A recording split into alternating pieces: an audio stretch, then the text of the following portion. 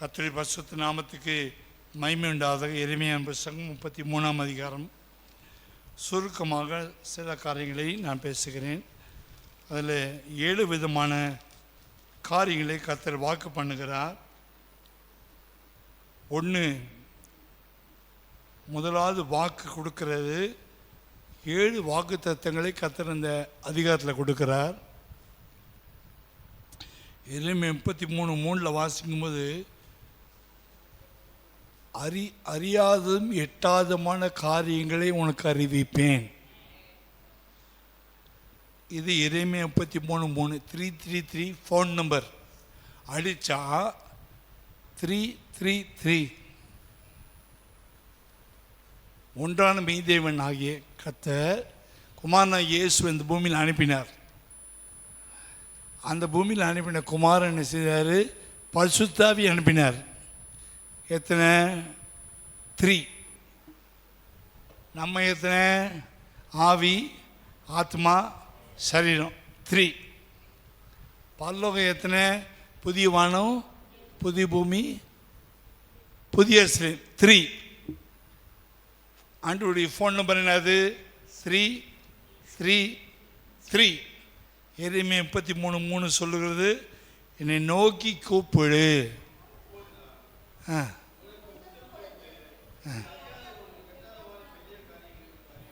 நாம் மனுஷனை தான் அதிகமாக கூப்பிடுறோமே தவிர மனுஷனை நம்புவதை பார்க்கிறோம் கர்த்தர் பேரில் பற்றுதலாக இருப்பது நேரம்.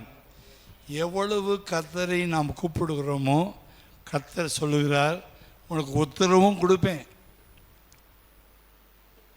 கர்த்தருக்கு கொடுக்குற காலில் மிஸ்காலாக இருக்காது, ஆன்சர் பண்ணுவார். ஆண்டவர் சுவிட்ச் ஆஃப் பண்ண மாட்டார், சைலண்ட் மோடில் போட மாட்டார், ஏரோப்ளைன் மோடில் போட மாட்டார். ஆண்டவர் எத்தனை மணிக்கு ஃபோன் பண்ணாலும் நான் பிஸியாக இருக்கிறேன்னு சொல்ல மாட்டார், நான் வண்டி ஓட்டிகிட்ருக்கேன்னு சொல்ல மாட்டார், நான் முக்கியமான வேலையில் இருக்கேன்னு சொல்ல மாட்டார். 24/7 24 மணி நேரமும் 7 நாளும் கர்த்தரை கூடும் போதெல்லாம் என் நாமத்தை பெருசாப்படுத்தும் இந்த ஸ்தானத்தில் வந்து உங்களை ஆசீர்வதிப்பேன். ஸோ கர்த்தர் முதலாவது பார்த்தது என்னென்னா, கூப்பிட்டார். கூப்பிடுறவனுக்கு கர்த்தர் வந்து பதில் கொடுக்கிற தேவன். இது முதலாவது வாக்குத்தத்தம். 2வது வாக்குத்தத்தம் 33:6 ஒரு வாக்குத்தத்தம் கொடுக்குறாரு. சௌக்கியத்தையும் ஆரோக்கியத்தையும் வர பண்ணி அவளுடைய குடும்பம். சௌக்கியமும் ஆரோக்கியம். ஆரோக்கியம் சௌக்கியம் என்று சொல்வது மனதில் வரக்கூடிய சுகம். ஆரோக்கியம் என்று சொல்வது சரீரத்தில் வரக்கூடிய சுகம். மனதில் உள்ள வியாதி ஒன்று உண்டு. நெகேமியா ராஜாவுடைய கையில் பானபாத்திரம் கொடுக்கும்போது, என்னப்பா அப்படி இருக்கிற, இது உடம்புல வியாதியா இது மனதில் வியாதியான்னு கேட்பான் ராஜா.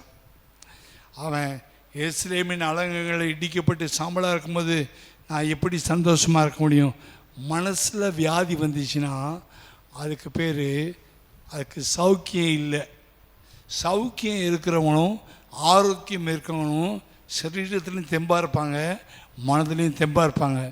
ஒன்று சரீரம் நல்லா சுகமாக இருக்கும், மனது நாசம் போயிட்டுருக்கும். மனது அது வேலி காத்தா முள் போட்டு செடி மாதிரி ஆகிடும்.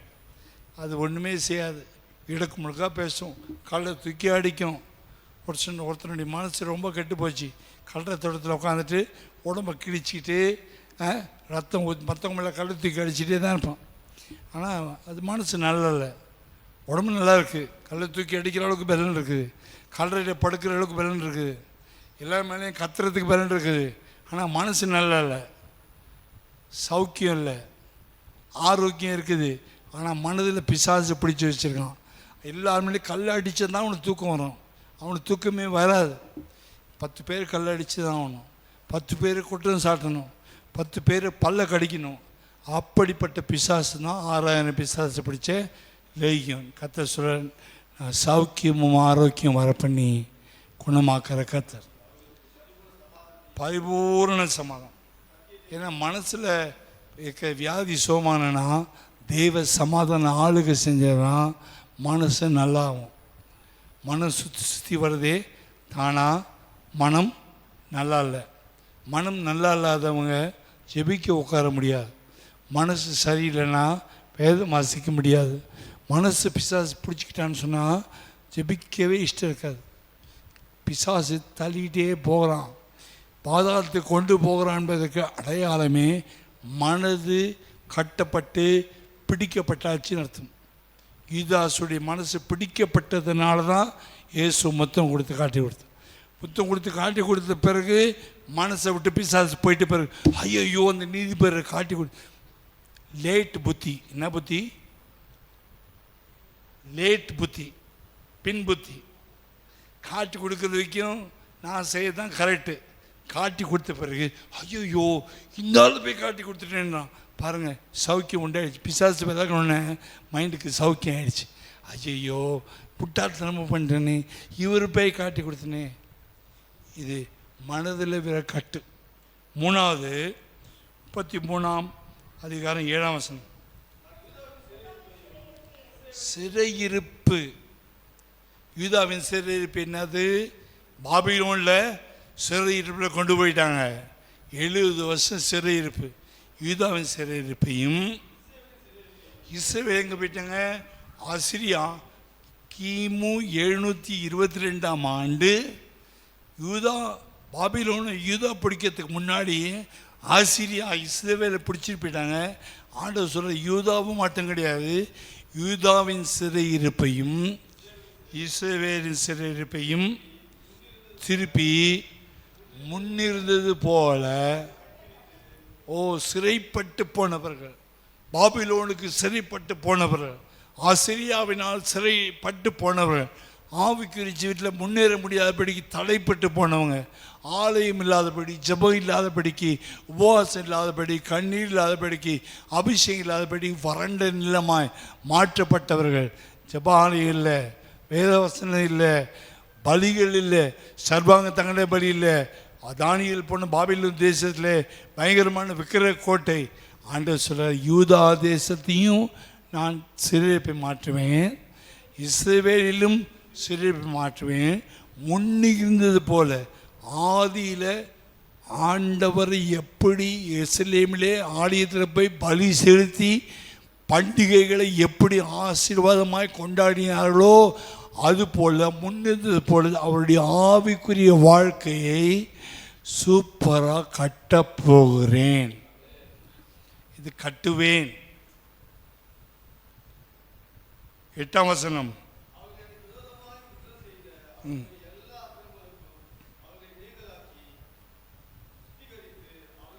சுத்திகரிப்பு உண்டு பண்ணி எனக்கு விரோதமாய் குற்றம் செய்து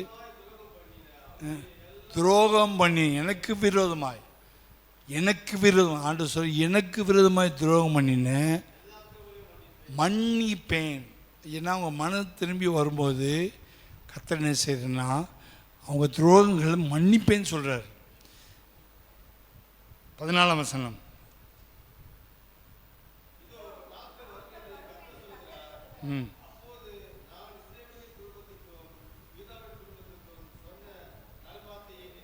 நான் சொன்ன நல்ல வார்த்தைகளை இஸ்ரவேல் ஜனங்களுக்கு சொன்னதையும் யூதா குடும்பத்துக்கு சொன்ன வார்த்தையை என்னென்ன வாக்குத்தத்தங்களை நான் சொல்லியிருந்தேனோ நாட்கள் வரும், இன்னும் கொஞ்ச நாள் கழித்து பார்த்தாங்கன்னா அவங்களுடைய சிறையிருப்பை மாற்றுவது மட்டுமல்ல, அவங்கள மன்னிக்கிறது மட்டுமல்ல, அவங்கள கட்டுவது மட்டுமல்ல, நான் சொன்ன நல் வார்த்தைகளை நான் நிறைவேற்றுவேன்.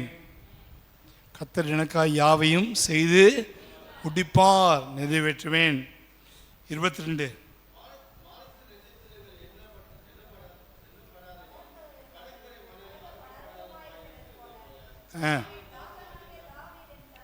என் தாசனாகிய தாவீதின் சந்ததி எனக்கு ஊழியம் செய்கிற லேவியரையும் வார்த்தைக்கு இன்க்ரீஸ் பண்ண மல்டிப்ளை பண்ணுவேன். உண்மையாய் கர்த்தரை ஆராதிக்கிற ஆசாரியர்கள், தாவீதின் வம்சம், இஸ்ரவேல் ஜனங்கள், கர்த்தரை நேசிக்கிறவர்கள், உண்மையாய் பலி செலுத்துகிறவர்களை, கர்த்தருடைய சமூகத்தில் வந்து காத்திருந்து ஜெபிக்கிறவர்களை வர்த்திக்க பண்ணுவேன்னா மல்டிப்ளை. மல்டிப்ளை பண்ணுவேன். மல்டிப்ளைனா பெருக்கல். 4 + 4 எவ்வளவு? 8. அது கூட்டல்.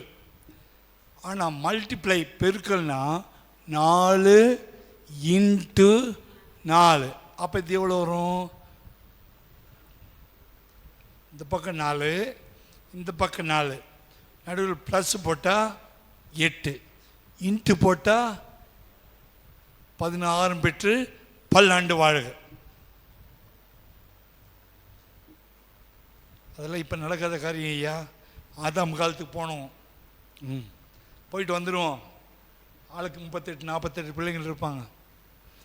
சபை ஈஸியாக நிரம்பிடும். 4 × 4, 4 ஆசீர்வாதத்தை +4 போட மாட்டார் கர்த்தர். உண்மையுள்ளவனாக இருப்போமானால், கர்த்தரை உண்மையாக நேசிப்போமானால், ப்ளஸ் போட்ட இடத்த ப்ளஸ்ஸை அழைச்சிட்டு 4 + 4 = போட்டு வச்சுருந்தான் பிசாசு. 4 + 4, 4 கூட்டத்துக்கு போனேன், நான் 4 கூட்டத்துக்கு போனேன் சொல்லிகிட்டே இருக்கேன்ல. +4 போட்டு வச்சான் பிசாசு. மிஞ்சி போனால் 8. 8ன்னு சொன்னால் சனியை, 8ன்னு சொன்னால் சனியை. 8ஆம் நம்பர் வண்டி கூட வாங்காதுன்னு சொல்லுவாங்க. 8ஆம் நம்பர் வீட்டில் குடி போகாதுன்னு உலகத்தில் சொல்லுவாங்க. 8ஆம் நம்பர் வீட்டுக்கு போயிடாதா டே, அவ்வளோதான்டா. 4 + 4 தான் பிசாசு போட்டிருப்பான். ஆனால் ஆண்டவர் சொல்கிறது, டே நீ 8 கிடையாதுடா, அந்த ப்ளஸ்ஸை எடுத்துட்டு இன்ட்டு போட்டா நீ 16.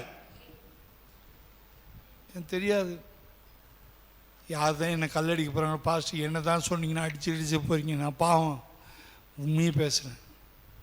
ப்ளஸ்ஸை எடுத்துகிட்டு இன்ட்டு போட்டால் எவ்வளோ வரும்? 16. 16 வந்துச்சா? 16 8ல் எவ்வளோ? 8க்கு டபுள் ஆகிடுச்சா? ரெட்டிப்பான நன்மை தருவேன், இன்றைக்கே தருவேன், வர்த்திக்க பண்ணுவேன். கடைசியாக 26ஆம் வசனத்தில் இறங்குவேன்.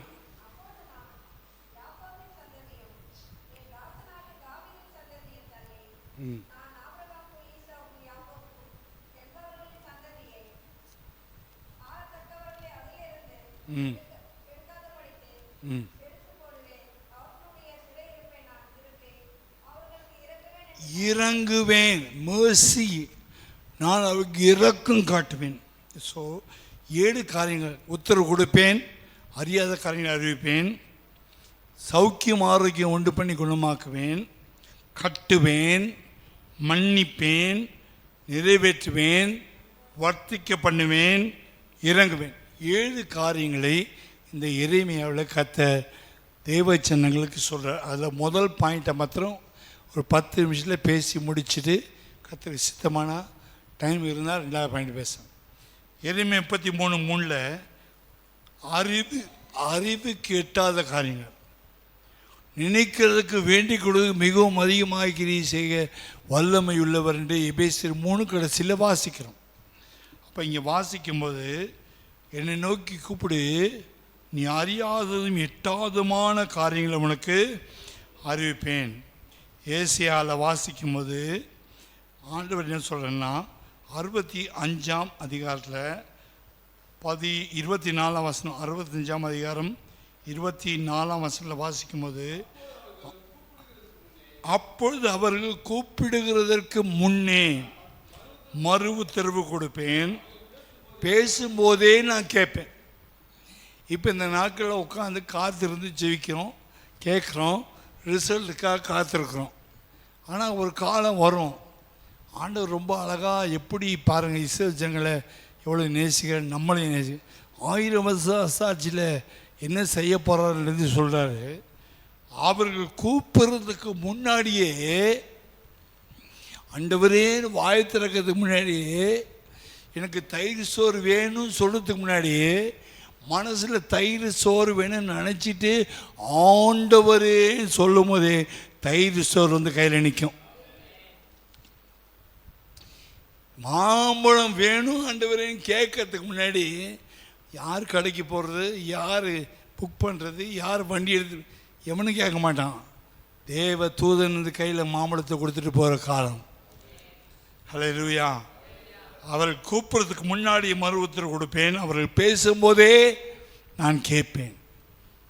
கர்த்தருடைய பரிசுத்த நாமத்துக்கு மகிமை உண்டாவதாக. 91ஆம் சங்கீதத்தில் சொல்லும்போது 91ஆம் சங்கீதம் 15, 16 ஆகிய வசனங்களில் ரொம்ப தெளிவாக சொல்கிறாரு. 91ஆம் சங்கீதம் 15, 16.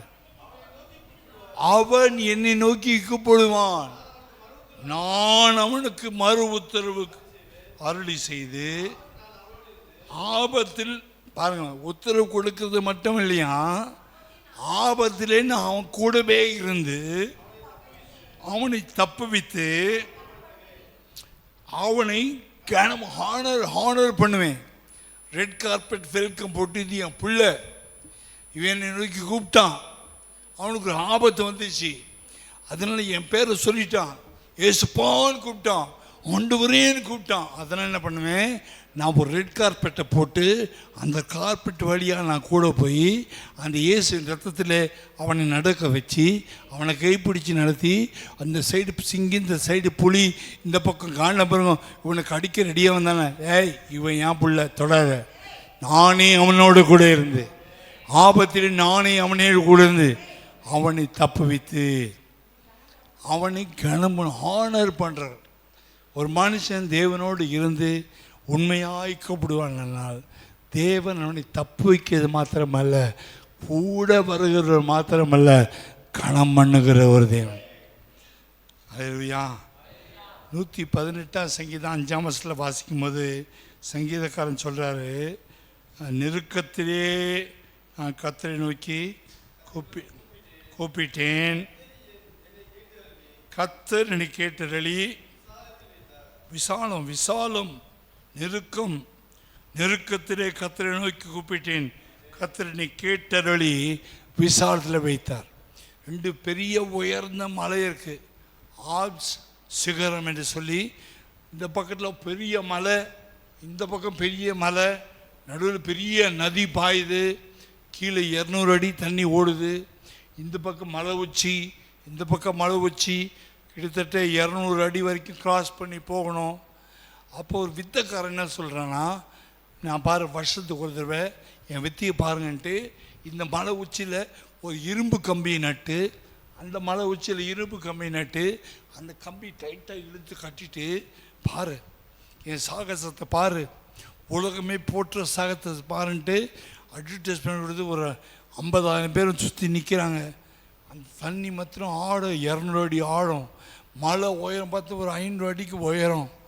மேலே அந்த ஒத்த கம்பியில் நடந்து போய் திருப்பி அந்த ஒத்த கம்பியில் அவன் ரிட்டர்ன் வந்து கிட்டத்தட்ட 1 கிலோமீட்டர் 1.5 கிலோமீட்டர் வரணும். அதுக்காக மக்கள் வந்துட்டாங்க, இவன் நடக்கிறத பார்ப்போம். நடந்துட்டான், கரத்தை கத்தட்டினாங்க, ஜனங்க ஆர்ப்பரிச்சாங்க. அவன் சந்தோஷப்பட்டான். ஆனால் சொன்னான், ரைட்டு ரொம்ப சந்தோஷம், இப்போ என்னை எல்லாம் கை தட்டினீங்களே, யாராவது ஒருத்தர் வாங்க என் முதுகில் என்ன ஏறி என்ன செய்யுங்க, உட்காருங்க, நான் முதுகில் தூக்கிட்டு அந்த பக்கம் போயிட்டு அதே கம்பி மேலே நடந்து உங்களை கொண்டு வந்து பத்திரமா சேர்க்குறேன்னு சொல்கிறான். நம்ம எத்தனை பேர் போய் ரெடியாக உட்காரோம்? 5 பேர் போயிடுவீங்களா? அப்போ பொண்டாட்டி பிள்ளைங்க என்னாமா, பொண்டாட்டி பிள்ளைங்க இருக்கா இல்லையோ, உயிர் என்னாவும் அப்பயே அடி வயிறு கலக்கும், அல்லெல்லாம் விட்டு போயிடும், காலெல்லாம் அப்படியே சுரன்னு ஆகிடும், ரத்த ஓட்டமாக நிற்கிற மாதிரிலாம் ஆகிடும். ஏன்னா உயரம் பயங்கரம், கம்பி ஒத்த கம்பி, அவன் போயிட்டு வர்றதே நம்மளை அடி வயிறு சுருங்கி போயிடுச்சு. இப்போ இது நம்மளவே ஏற்றி போகிறான். எவ்வளவும் வரமாட்டேன்னா ஒரே ஒரு பையன் வந்தான்.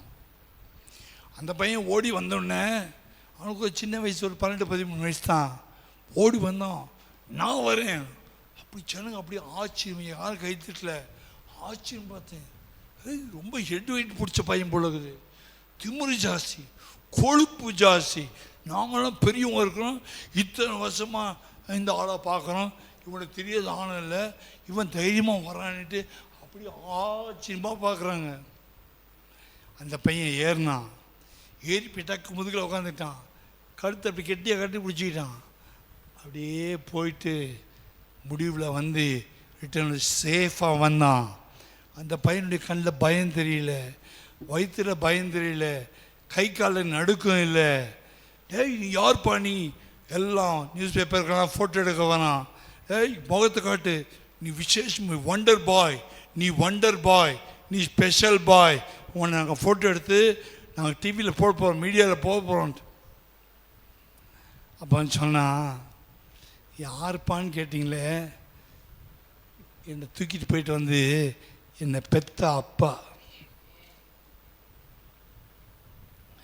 இயேசு கிறிஸ்து உனக்கு உண்மையா அப்பாவாக இருந்தா, ஆபத்திலே அவரே கூட இருந்து உன்னை தப்புவித்து உன்னை கனம் பண்ணுவார். நெருக்கத்திலே கர்த்தரை நோக்கி கூப்பிட்டு அவனை விசாலத்திலே வைத்தார். 2 அடி ஒத்தடி பாதையில் போயிட்டு இருக்கிறோம்.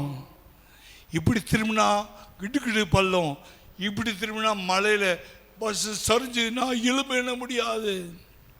ஆனால் கர்த்தர் சொல்கிறாரு, நீ போ, இன்னும் 10 நிமிஷம் ஜெபம் பண்ணு, இன்னும் 10 நிமிஷம் பாரு, 10 நிமிஷம் கணக்கு தந்து பாரு. போ பார்த்தா 10 அடி ரோடு 30 அடி ரோடாக இருக்கு.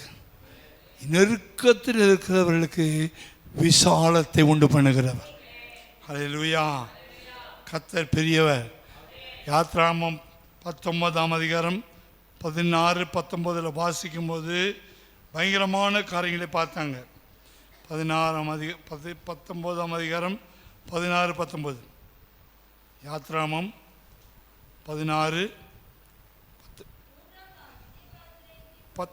16-19ஆம் அதிகாரம் 16ஆம் வசனம் வாசிங்க. மின்னல்களும்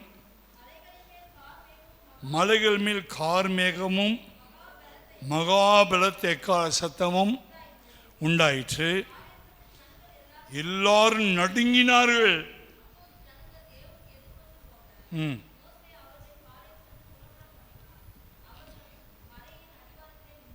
19ஆம் வசனத்தில் எக்கால சத்தம் வர வர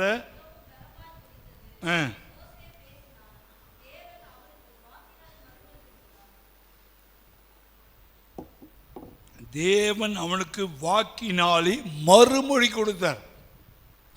இது வரைக்கும் எக்கால சத்தம் வருது, மின்னல் வருது, இடிமுழக்கெல்லாம் வந்துச்சு. யானை வரும் பின்னே, மணி ஓசை வரும் முன்னே.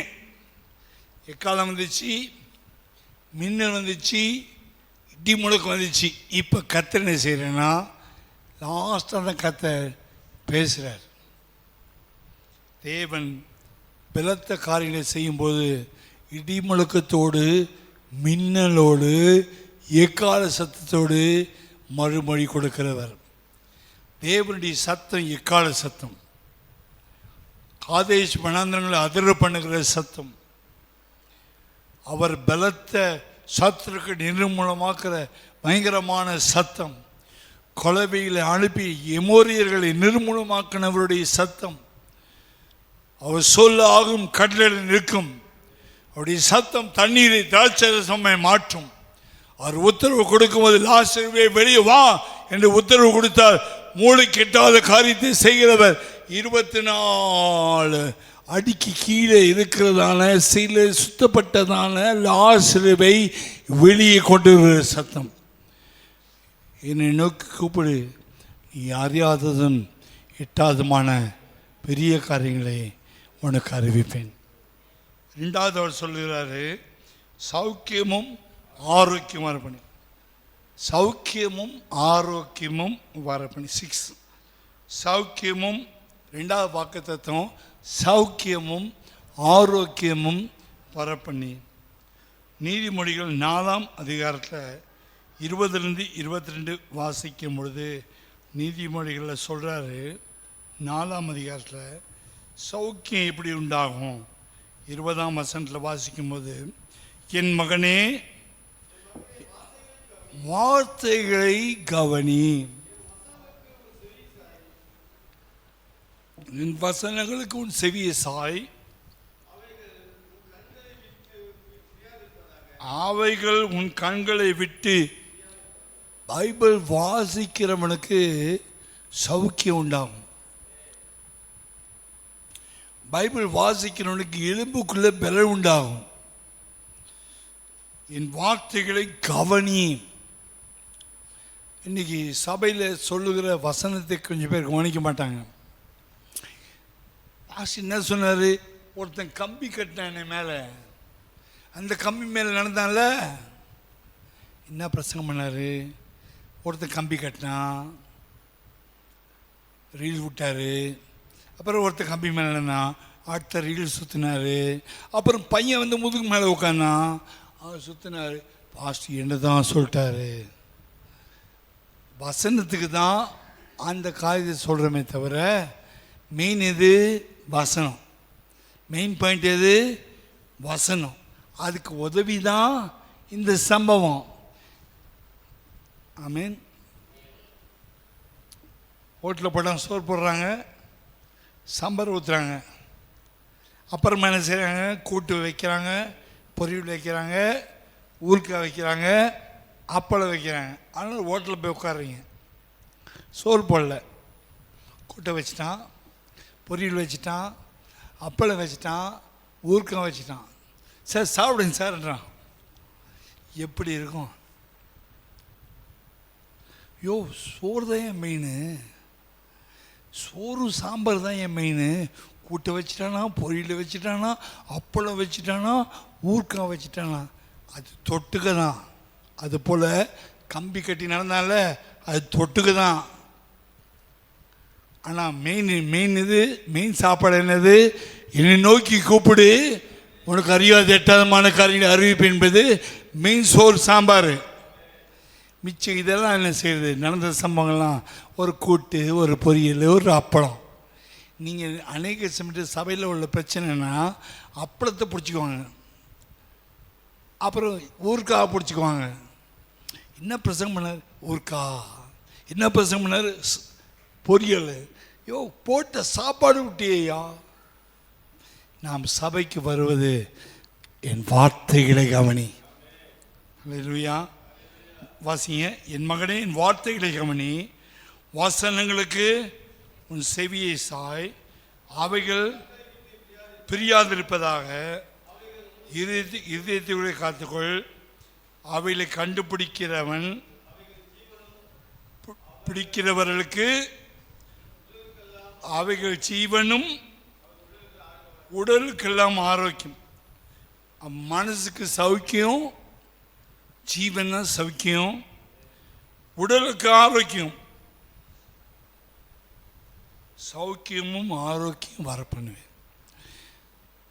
முதலாம் சங்கீதத்தில் வாசிக்கும் போது, கர்த்தருடைய வேதத்தில் பிரியமாக இருந்து இரவும் பகலும் கர்த்தருடைய வேதத்தில் தியானமாக இருக்கிற மனுஷன் பாக்கியவான். அவன் நீர்க்கால் ஓரமாய் நடப்பட்டு தன் காலத்தில் தனி கனியை தந்து இலை உதிராத மரத்தை போல் இருப்பான். அவன் செய்வதெல்லாம் கண்டிப்பாக வாய்க்கும், ஃபெயிலியரே வராது. வேத புஸ்தகத்தில் வச்சு நல்லா கவனித்து டெய்லி நோட்ஸ் எழுதுகிறவன் 5 அதிகாரம் வாசித்தா அதில் ஒரு வசனம் நிச்சயமாக நம்மளுடைய உள்ளத்தை டச்சிங் பண்ணும். இந்த டச்சிங் பண்ணுற வசனத்தை நீங்கள் டச் பண்ணணும். ஒரு பேனை எடுத்து, ஒரு புக் எடுத்து, இந்த வசனம் டச் பண்ணிச்சு, என்னை தொட்ட வசனம் மேலே டாபிக் போடணும். என்னை தொட்ட வசனம் மேலே போட்டுட்டு அந்த வசனத்தை எழுதிட்டு அந்த வசனத்தை யோசிச்சுட்டே இருந்தீங்கன்னா அந்த வசனத்துக்குள்ளே உள்ள சாராம்சங்களெல்லாம் வேறு வசனங்களை கர்த்தர் உன் மனசில் அப்படி கோப்பார். அப்படி கோக்கும் போது என்ன ஆகுனா, அந்த நாளுக்குரிய ஆரோக்கியமும் சௌக்கியமும் சரீரத்தில் உண்டாகும்.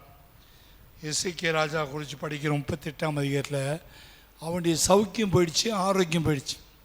ஏசையா சொல்கிறான், ஏசையா 38ஆம் அதிகாரத்தில் ஏசையா தீர்க்கதரிசி சொல்கிறான், நீ செத்துருவப்பா. இன்றைக்கெல்லாம் இந்த மாதிரி தீர்க்கதரிசி யாரும் சொல்கிறதில்ல. இன்றைக்கி சொல்கிறவங்களாம் நீ நல்லா வாழ போகிற, குடுக்கார சொல்கிற மாதிரி நல்லா வாழ போகிற, கோடீஸ்வரனாக மாறப்போகிற, கோடியாய் பெருவாயாக, ஆசீர்வாதமாக வருது பாரு, பிடிச்சிக்கோ, கேட்ச்.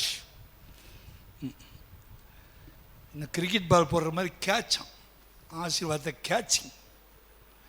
நீ கேட்ச் பண்ணுறவருக்கு இருக்கிற அளவுக்கு ஆசீர்வாதத்தை கத்தர் போடுவாரன்னா அப்போ அவரும் கிரியேட் வர்றாருன்னு அர்த்தம்.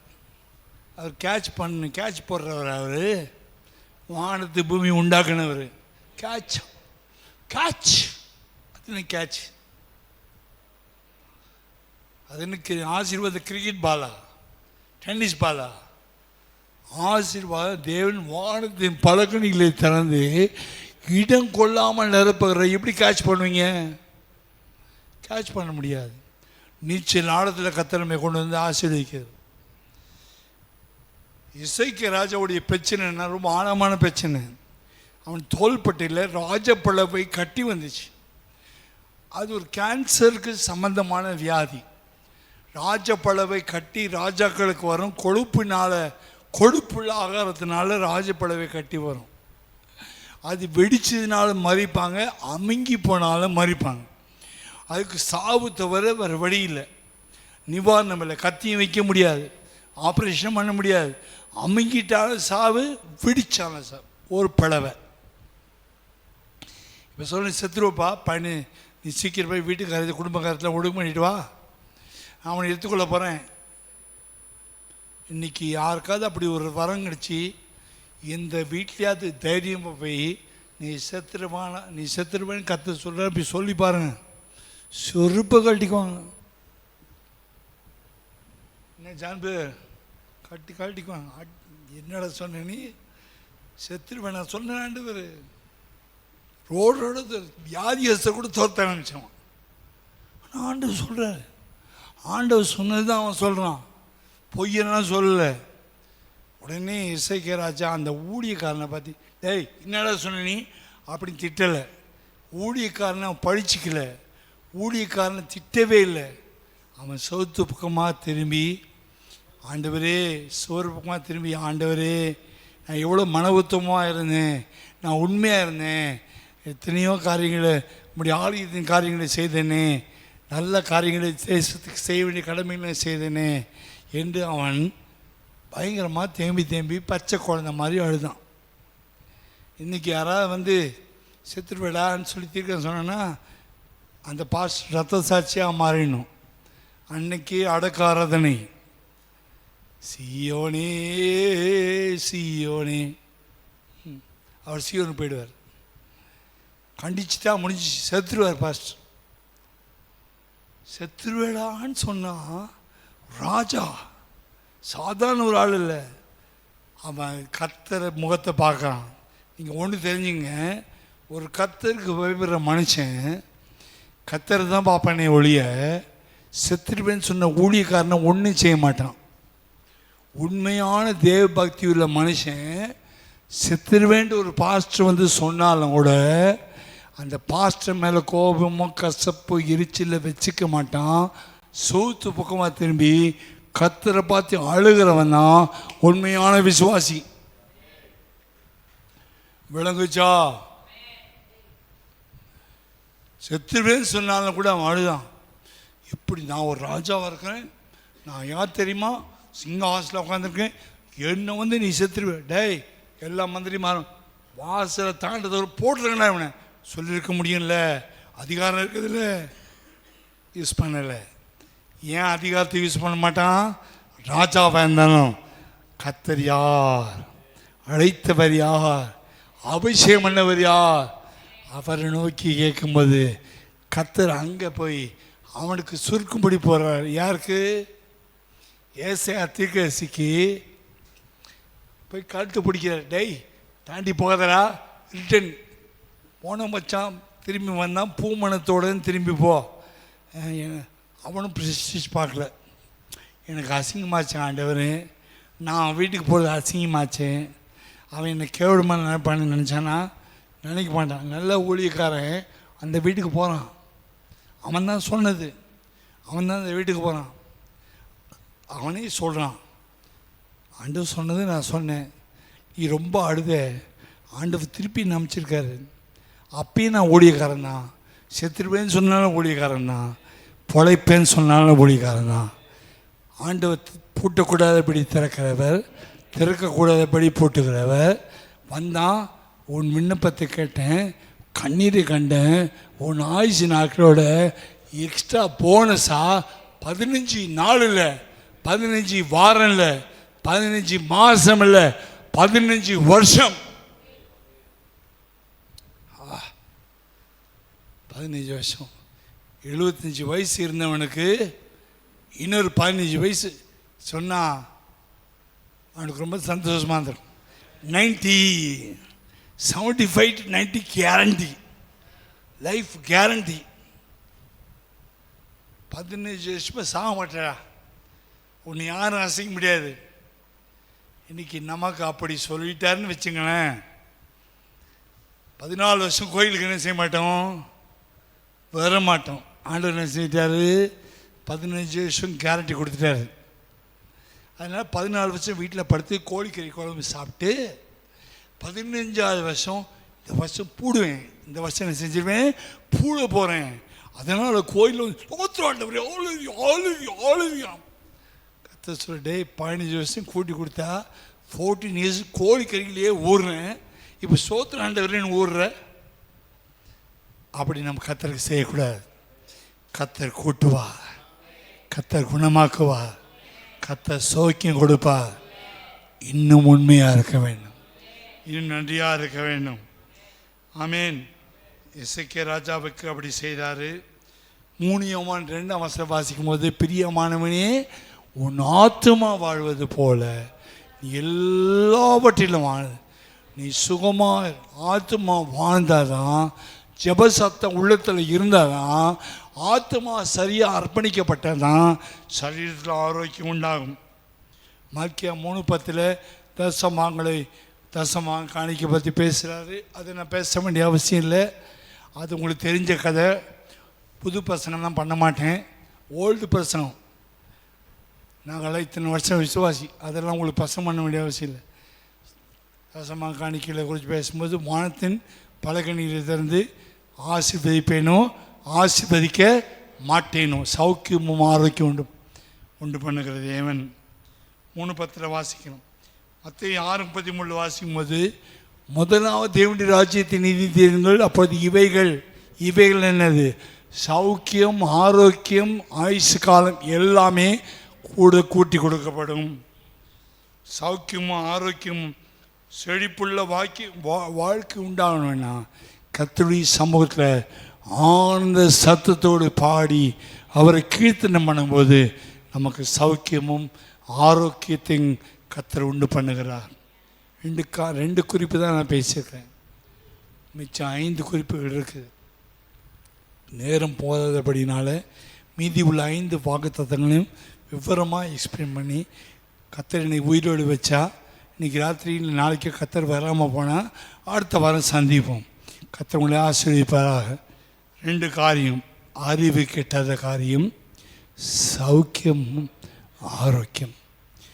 கண்களை முழுவதுமா